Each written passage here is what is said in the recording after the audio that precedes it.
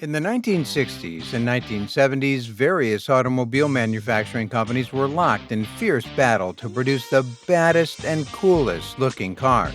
And Ford was right there with the best. In today's video, we're going to be looking at one of the few vehicles that stood out in 1967.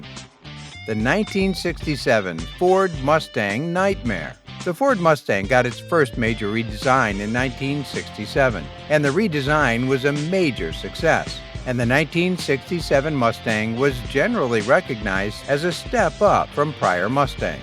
This vehicle rose to fame and became popular after appearing in the Nicolas Cage remake of the movie Gone in 60 Seconds. At a time when Chevrolet was rolling out the new Chevy Camaro, Ford felt the need to compete, and it began redesigning its Mustangs to reflect a more muscular appearance and accommodate more powerful engines. Ford also upgraded the suspension system. Though the wheelbase stayed the same, the new Mustang's length and front suspension track were increased by 2 and 2.5 inches in length and breadth to accommodate the Mustang's first big block engine, a 390 cubic inch 6.4-liter V8 320 horsepower. To accommodate the new style, the standard equipment was also updated. The side scoops, which were previously chrome-colored, were painted in the same color as the car, so they can closely resemble real intakes. The gill look that used to be bedside the headlights were also removed.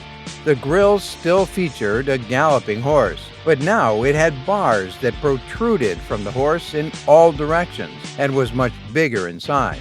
The rear taillights were a lot more inset, and the rear was larger overall than the 1965 and 1966 Mustangs. It was also possible to order the Mustang Fastback with a ribbed rear panel instead of the chrome bezels and a hood with dual recesses.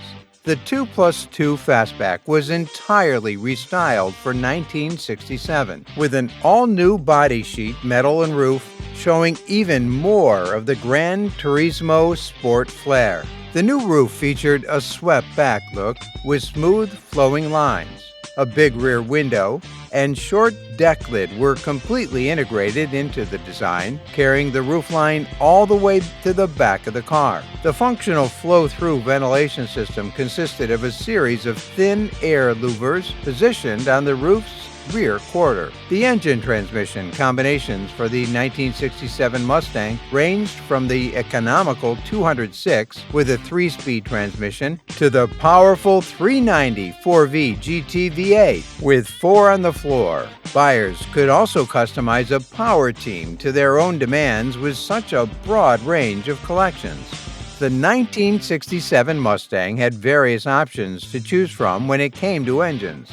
Of course, these engines varied based on functions and costs. First, we have the 200 cubic inch 6-cylinder engine rated at 120 horsepower. This engine is a logical choice. It offers enthusiastic performance as well as maximum operational efficiency.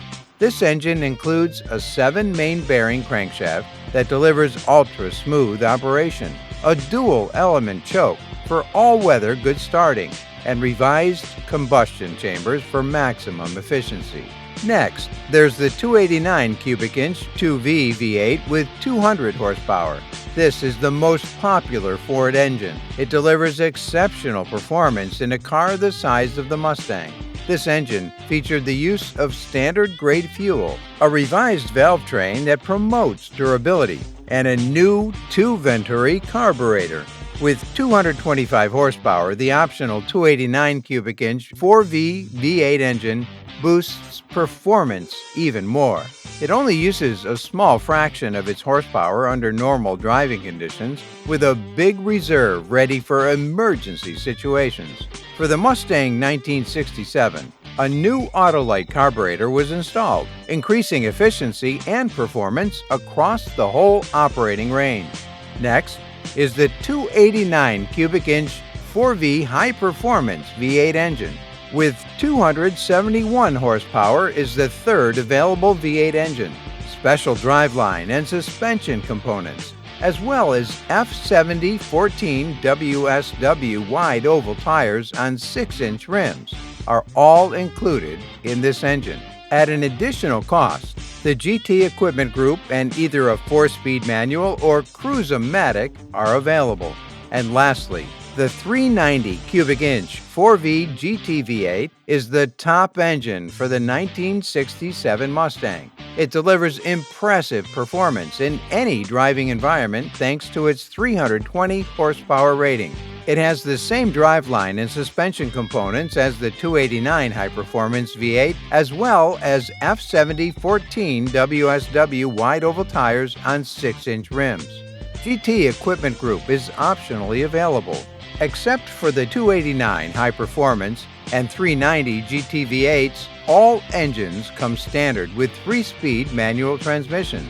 These transmissions are the constant mesh transmission types that fully synchronize with all forward gears. The smooth-moving select-shift cruise-o-matic transmission, which is available with all engines, has a very adaptable shift pattern for the 1967 Mustang. This shifting mechanism allows for both manual and fully automatic operation, depending on the driver's preferences for the current road conditions or driving circumstances. Except for the 206, all engines come with a 4-speed constant mesh manual transmission as an option. This transmission's forward gears are fully synchronized, allowing for upshifts and downshifts at reasonable automobile speeds without gear clash or noise. When ordered with the 289 4V High Performance or 390 4V engine, a tachometer and trip odometer are included. All 1967 Mustang models come standard with so many safety features. Some of these safety features include hydraulic dual brake system with warning light, 4-way emergency flasher, energy-absorbing armrests, an impact-absorbing steering wheel with deep padded hub. Dual master cylinders individually control the front and rear brakes. If the front brakes lose fluid, the rear brakes will remain usable and vice versa. If a leak occurs, the driver is notified by a warning light on the instrument panel that illuminates when the brakes are engaged and indicates the need for immediate repairs.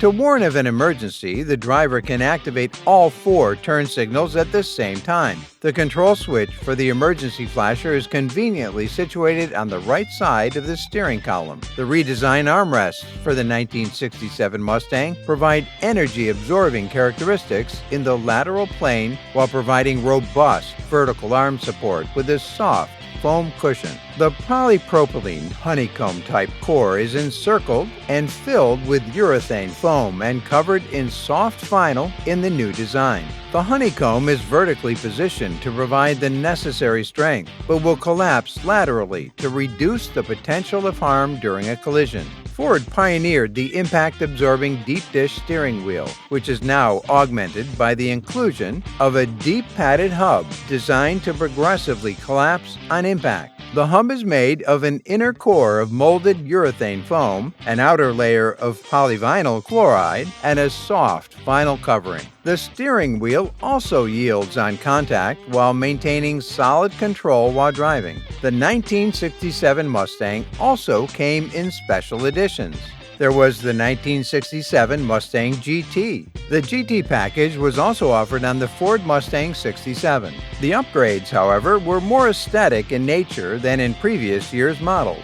A GT 350 package for a 1967 Mustang included a K-Code engine with a Cobra aluminum high-rise, while the GT 500 option included the 428 Police Interceptor. Driving lights, side stripes, and dual exhausts were included as before. The Thunderbird's 390 SID 320 horsepower big block engine was the largest engine available. It featured cast iron intake and exhaust manifolds, as well as single Holley 4-barrel carburetor with a capacity of 600 ccm. There was also the 1967 Mustang Shelbys. Ford's first big redesign of the Mustang happened in 1967. Therefore, there were many changes to the Shelby Mustangs as well. The scoops were one of the most distinguishing features of the 66 Mustang variant. There were fully functional scoops on the sides, roof sides, and hood.